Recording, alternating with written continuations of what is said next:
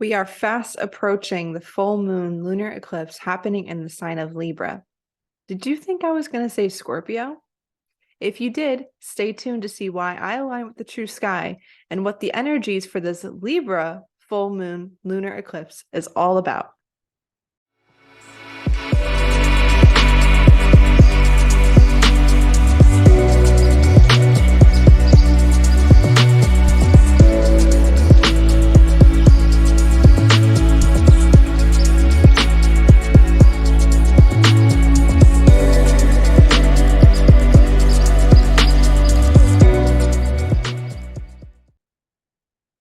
Hey, stargazers. So, as always, we have the sky oriented to fit and reflect the actual true sizes of the constellations, as well as reflecting the precession of the equinox, and therefore reflecting the sky that we can see with our own eyes if we check the sky and track it with an app.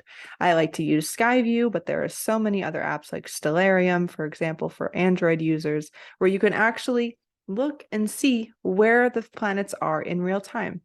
And so 13 sign True Sidereal Astrology, it's all about aligning with the true celestial energies. So let's get started. As you can see, the sun right here, represented by this yellow circle with a dot in the center, is positioned amongst the stars of Aries, not Taurus. Hence why this lunar eclipse, the moon, is actually positioned amongst the stars of Libra, not Scorpio. And so this changes that axis point, the energy that we are dealing with at this time. We are dealing with the axis point of the self, represented by Aries, self-actualization, the I am, and Libra, the sense of the other, the we are energy. This is the energy of partnership and reflecting through the mirror, understanding the self through the other. And so these are the themes that we'll be dealing with. We'll also be dealing with all sorts of themes with Libra regarding bringing balance into our lives through partnership and also restoring harmony and embracing beauty. Let's bring beauty back into this world, right? So Aries with the sun deals all about initiating. It is the start, the initial spark of energy. And even adding to this spark and this feeling of I need new is Uranus right here. Uranus is the planet of change, chaos, stirring things up. What Uranus is designed to do essentially is to break us out of our ruts, whether stimulating higher flashes of ideas, inspiration, flashes of genius, essentially.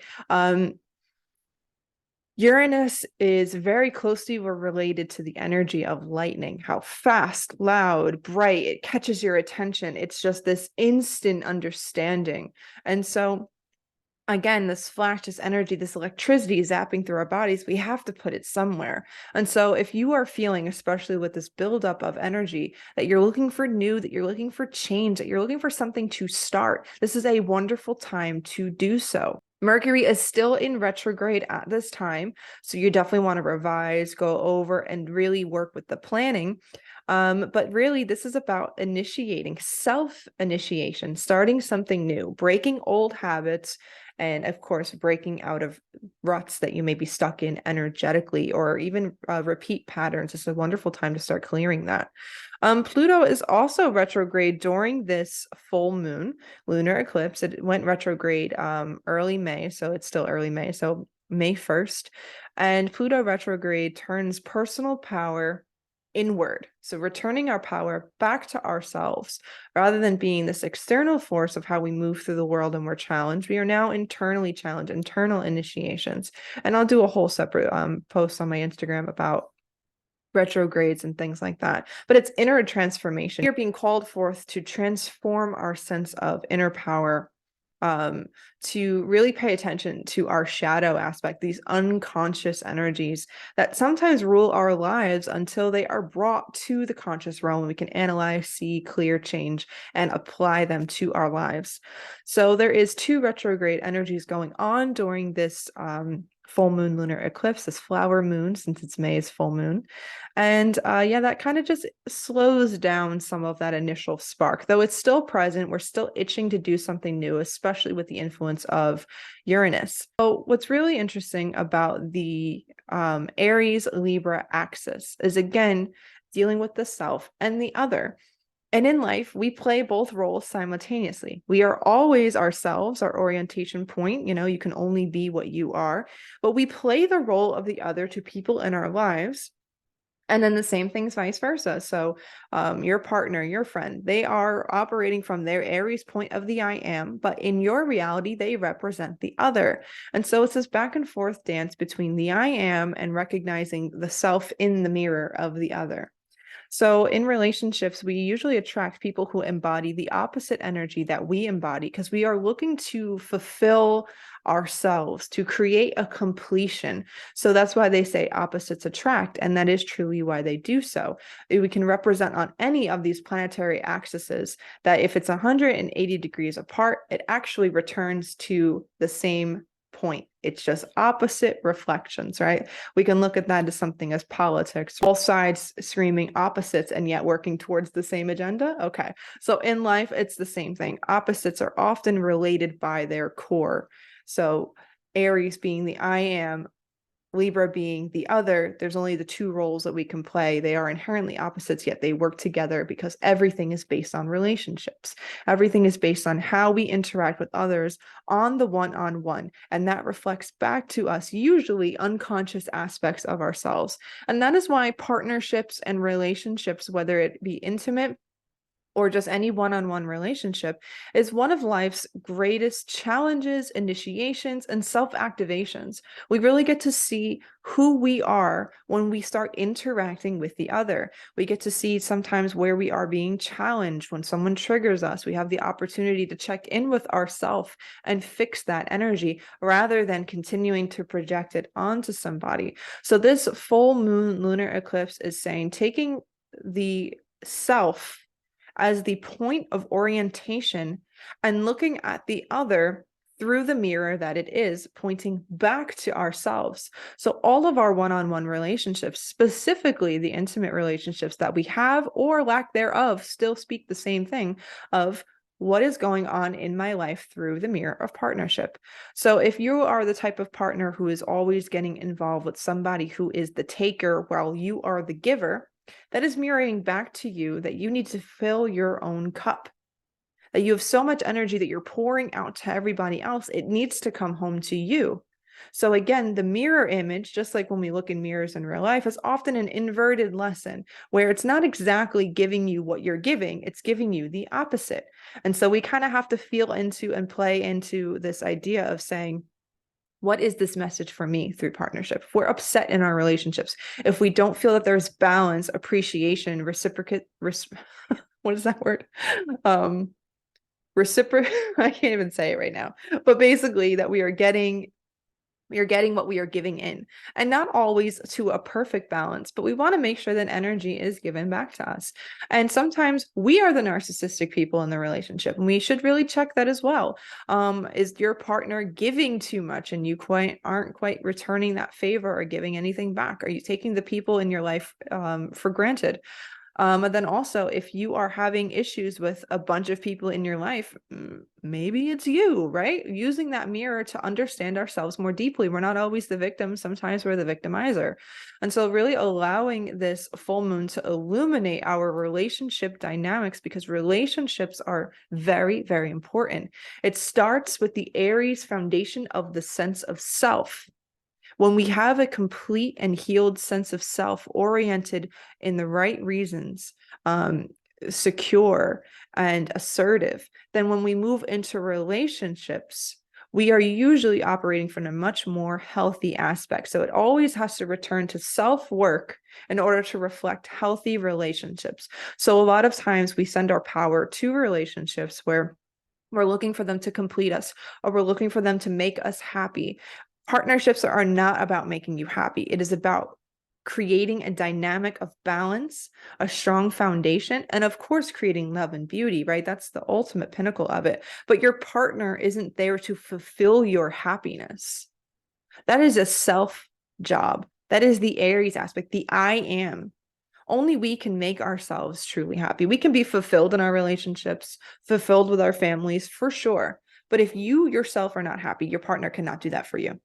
And that's just a reality of it, right? So again, returning back to the orientation point of Aries, and these are the lessons that will be coming up for this full moon lunar eclipse.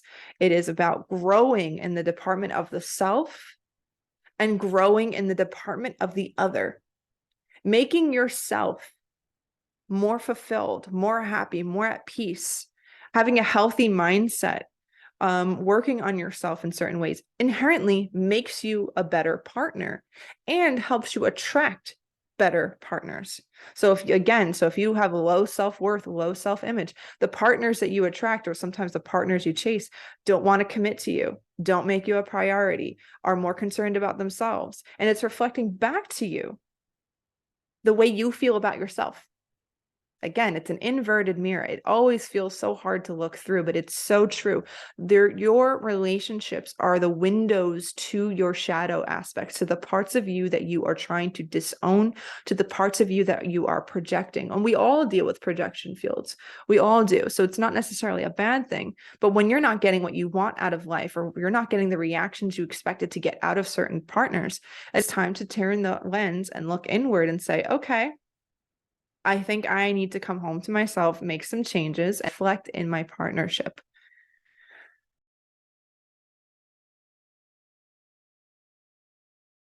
We have the North Node at 1 degree Aries. So again, it's still dealing with this initiation energy, initiating from the self, creating a spark. We are leading into pioneering, starting new energy. And the South Node, which is karmic past, is actually in Virgo at this time and not in Libra with the moon. So this energy represents discernment, right? We really need to be able to look at our past objectively. We need to be able to analyze, to pay attention to the details, to recognize patterns that may have led us to being the type of partners we are today, or have led us to attracting certain type of partners. So we really want to make sure we are analyzing, paying attention, looking at the everyday details, because the everyday version of us is what creates the larger picture of who we are, right? We kind of can't hide it. It's self-evident. So like, for example, if you're someone who's not very physically active, like me, for example, you can see on my body a little extra weight, a little more tired energy. It is self-evident. What we do in our daily life becomes who we are.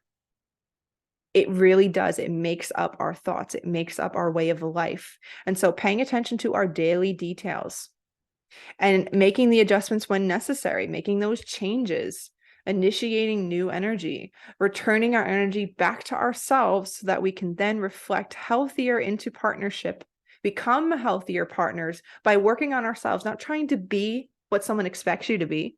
That your orientation point should be the self, because you can only be you in this lifetime. We are partners for other people in our lives, but we are always coming from the self. And so not in a narcissistic way, but in a reality, essentially. So you really want to make sure you're doing that self-work to become a better partner, to become a better collaborator, to be able to give and take and restore balance to your relationships, to your sense of self, and to your overall life and reality. So that's a really long-winded way of saying that. Again, the other themes of this is, of course, a masculine and feminine theme. Mars is a very masculine energy ruled by Aries, literally holding the symbol of masculinity. It deals with direction, action, and those are masculine traits energetically. They deal with direction, movement, linear. That is masculine. It deals with the left side of the brain, analytics, structure, details, like science. And then we deal with Libra. So even though air is technically a masculine element, Libra, the scales, is ruled by Venus. Venus literally being the feminine sigil. And the feminine side is the creative side, the reflective side, also represented by the moon. So it is this reflective side. The females, inherently, their energy reflects the world around them, where men assert themselves directly and women tend to reflect what's going on. It's more of a passive energy. This is why we are the way that we are. And that deals with the right side of the brain, that deals with abstract thought, creativity, being a lot less linear, right? Kind of being able to have circles and create thoughtscapes, which is why we literally function as two different genders. And so we have to deal with the fact that we are coming into balance within ourself, balancing our own personal masculine and feminine energies. So both genders have it. Me as a woman, I also have a masculine side. Men, you also have a feminine side. And coming into balance within ourselves, again, that orientation point of Aries being the self, the I am, we need to be balancing our inner masculine and feminine energies, because we can be very out of balance within that. And then, of course, reflecting back out of balance partners. So if you're a woman and you are in your masculine energy, you are more likely to attract a more creative man. Why? The universe is providing balance to your energy. If you are a woman in your femininity, chances are you are going to attract a man who is a lot more traditionally masculine. It is the universe providing a balance to that energy. And so there's no right or wrong way to do that. But within yourself, you want to make sure that you have structure, organization, routine, discipline, responsibility. Like, are you stepping up in your masculine? And then in the feminine, are you allowing for the rest cycle? Are you allowing for creativity? Are you allowing for sensuality? Are you allowing for the pleasures? Are you allowing for divine flow where it's not as structured? And you want to make sure that you are tapping into both. The basis of all creation is about masculine and feminine energies coming together in the divine dance. That's what makes creation, like literally through men and women coming together and creating life, to the whole way society was created, where women have needs, children need to be protected, and men literally built structures around it. And so within our own lives, if we have a creative passion or we want to move through life, it starts with that creative energy coming through the void, the darkness that is the feminine. And then it needs to be given a direction, or else it's just going to sit there and fester and do nothing in its life. And so then direction, the I am energy comes in and says, let's put this way. And now we have action to send the flow.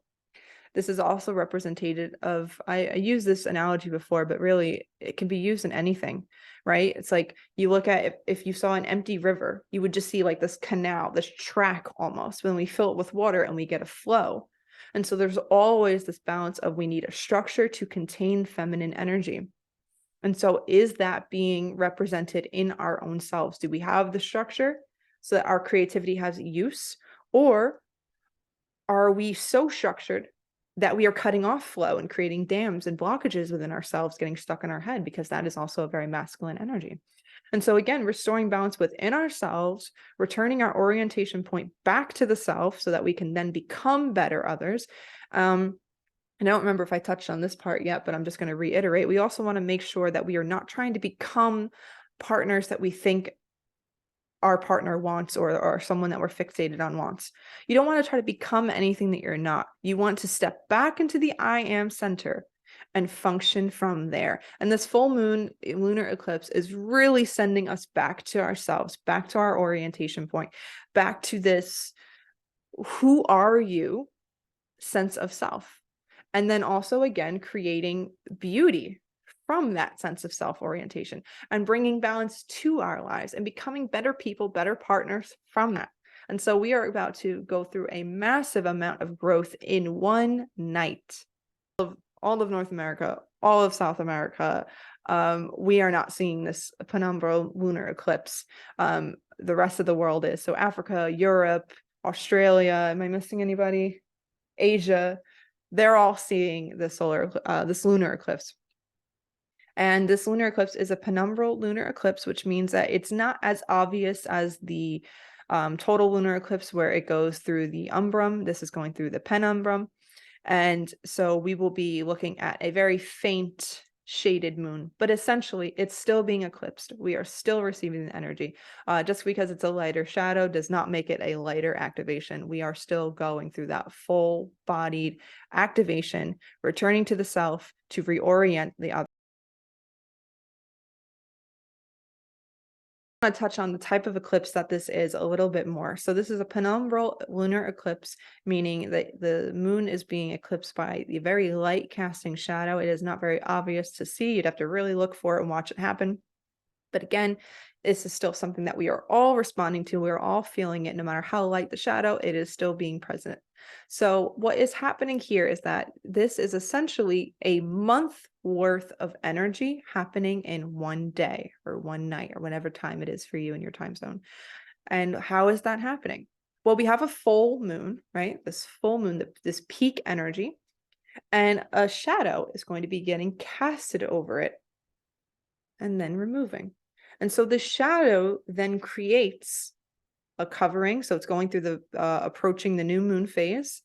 And then it is going to be essentially the new moon, even though it's a full moon. And it's just going to be covered by a shadow, recreating a new moon cycle. And as it moves off, it is going to be returning to the full moon. So that is 28-day cycle in one night. And we respond to this on a energetic level, an auric and ethereal level, a cellular level. This is a quantum time jump. We're not going to see that much change, but on a cellular level, on an energetic level, it will feel like, wow, so much happened internally. So I just want to show you what this looks like so that we can imagine it together. Going to be representational of the lunar eclipse. This is essentially the moon going through all the phases, but this is basically what happens during a lunar eclipse. And this is not going to be a blood moon. The blood moon does not occur with a penumbral lunar eclipse.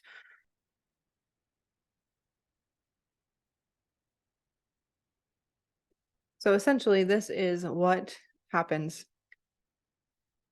So that is going through the phases.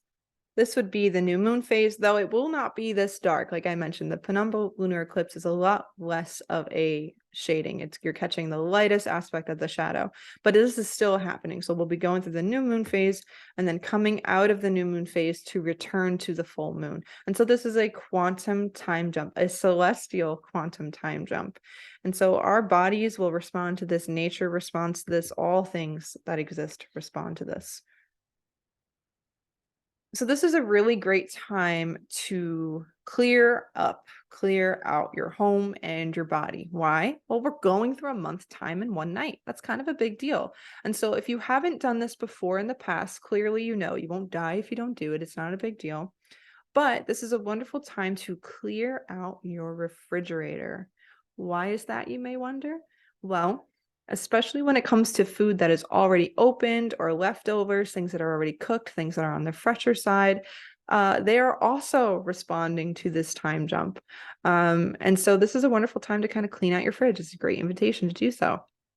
Again, you don't have to. This is just one thing that I do to help honor and work through this eclipse energy.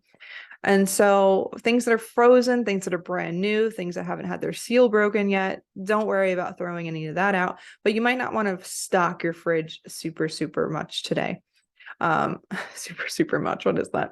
Anyway, you don't want to have too much going on. You don't want to have a lot of leftovers in the fridge. So leading up to this lunar eclipse, you might want to have clean out the fridge nights, eat what is open, and whatever is kind of left over, again, that's already cooked, open, cut, things that you have from past meals. If you have that left over in the fridge after this full moon lunar eclipse, then you're going to want to just chuck that. There's no need to keep it. Again, if it's frozen and unopened, no seals broken, you have no worries. But for things that you already have, because it's going through a cellular activation of a month. Also, the same thing is with things that you're eating. So this is a great time to, if you are able to, again, nothing's going to kill you if you don't do it. It's just something I do to work with the energy. So you might want to eat a bit lighter leading up to this full moon lunar eclipse. You don't want to have a lot in your stomach as it's approaching. And again, so for us on the East Coast of America, so I'm in New Jersey area, the full moon lunar eclipse is occurring at 1:30 p.m. around that time. So I'm going to try to fast until after the eclipse ends, so that whatever I'm eating in my stomach isn't turning and aging with me on that cellular level. So again, this is a great time to kind of detox, to fast, to clean out your refrigerator, but then also to clean up your home, because Libra is all about harmony, balance, and restoring beauty. And so we want to have a nice environment, a nice home, feelings of being inspired by the beauty. That's what masculine energies and feminine energies come together for in creation, creating beauty, creating harmonics. You don't want just one. We need the opposite to balance. And I look a lot and use art as a description for that, because if you are drawing and you start shading the darkness represents the feminine, it actually polishes and brings that lighter aspects to the forefront. So we work with light and dark all the time, which is masculine and feminine all the time, and they help pop and accentuate each other. Together, they make art. Together, they are the basis of all creation.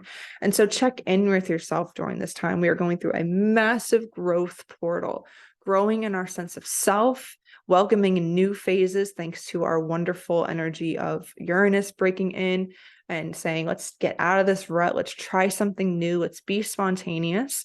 And then also working with the other, looking at our relationships. Are they imbalanced? Are we getting back what we give in? Are we giving enough? Are we receiving too much, right? We want to make sure we're restoring balance.